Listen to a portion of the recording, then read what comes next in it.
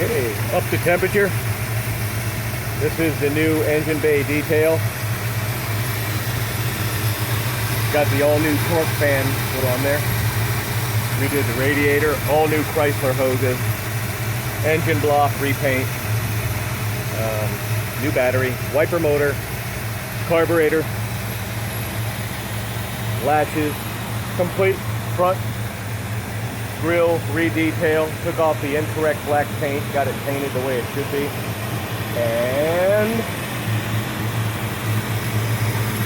everything looks nice, new,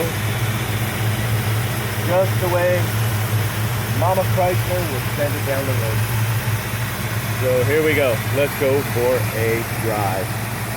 Thank you very much.